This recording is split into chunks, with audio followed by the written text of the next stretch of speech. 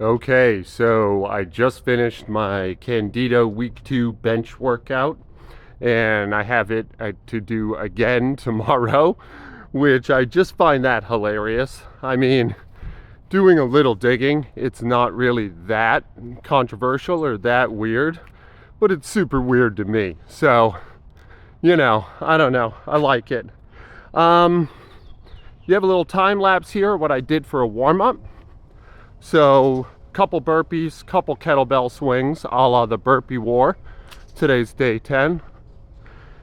Only 90 more to go. Congratulations, my burpee warriors. And I'm doing Kang squats. And my hip still feels a little spicy, but overall I felt really good today. I had a super good warm-up run before this, just 1 mile.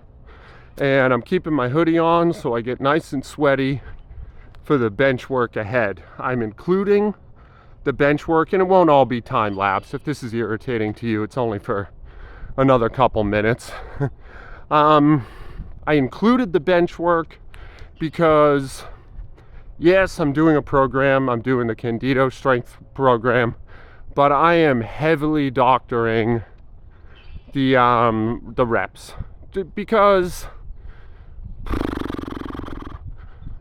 well, I'm just not geared up for that many reps. It's really hard for me. And then that begs the question, why not just drop the weight and get the reps? I don't want to. I don't know.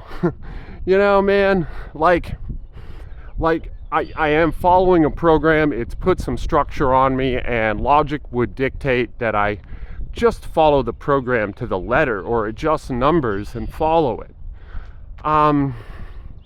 But at heart, I'm still an intuitive lifter, and like at the end of the day, it's my work, it's my gym, my space, and if it doesn't work out well, I'm not going to hold Candido responsible. Obviously, like, I'm the one that pays for this, I'm the one that does this, and I gotta answer to myself at the end of the day. That's really the bottom line, So this is still eking on through my warm-up. It took me about 20 minutes, the whole thing, and not overly extensive. Just 2 burpees, 2 swings. That's a 70-pound bell and 1 Kang squat, and I'm doing them as I recover. This was fresh after my run, and we move into the benching. And the benching was prescribed. It was 180 for 10, 190 for 8, 200 for 6 to 8. And I did 180 for 8, 190 for 5 or 6, and then 205. I was feeling lazy about the plates, so that's just how I did it. 205 for 3, I think. And I feel pretty crummy about that, except that I misgrooved. I just misgrooved real bad. And like, that shit happens. What are you gonna do? So I did bent over rows along with it, kind of supersetted, and then I moved into my overhead pressing and pull-ups. My bench workout was not overly successful, but my overhead pressing workout, which I did not film, went really well. And I'm wondering if at the end of this program, if I'll finally be able to strict press 135. That's been a goal for a minute, and I've come really close. I've hit 125 more times than I can count, and maybe a tiny bit of body English with 130 a few times. I can press 135, and I think a lot of lifters would even count that press, but it feels asymmetrical, it feels herky-jerky. And at the back arch, man, I just don't want that much back arch in it. By my standards, I can't count it. I just can't count it. And yeah, like I said earlier, maybe by most people's standards it would count, But at the end of the day, I got to answer to myself, you know?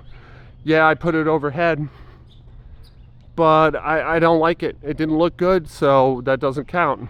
And anyway, this is only week 2, so it's way too early to tell. But my bench numbers aren't really moving. In fact, I'm feeling quite a bit of fatigue on the bench.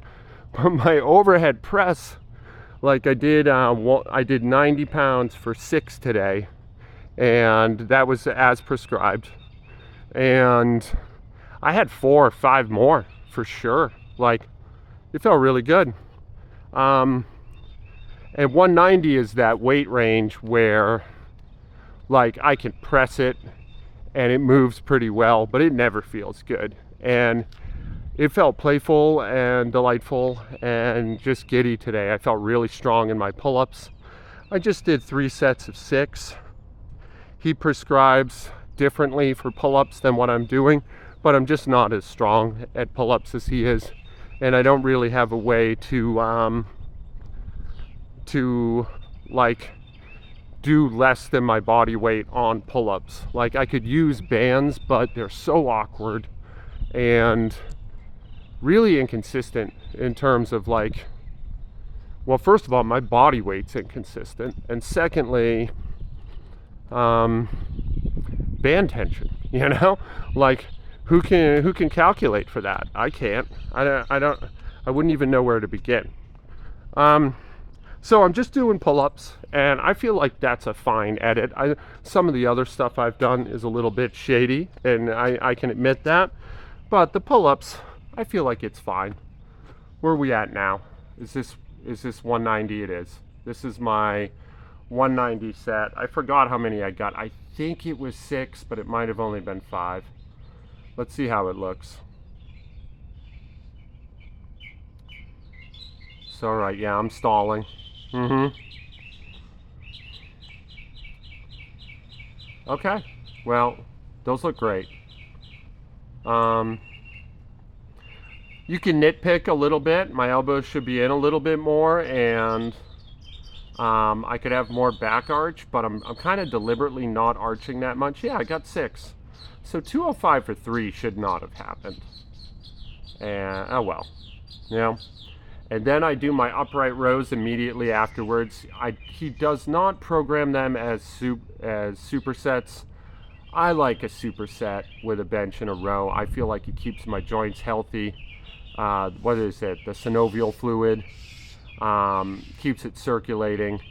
Keeps it feeding the joints. I make you watch me change the weights for some reason. I don't know. I don't think. One of these days, I'm going to learn how to edit videos properly. I drop it to 155, and I think I get sets of 6, maybe 8, I'm not sure. I'm in a little bit of a blur right now. I'll tell you something else about Candido, which I've said in previous videos, but it's really fun. Like, it's a really, really fun way to lift weights.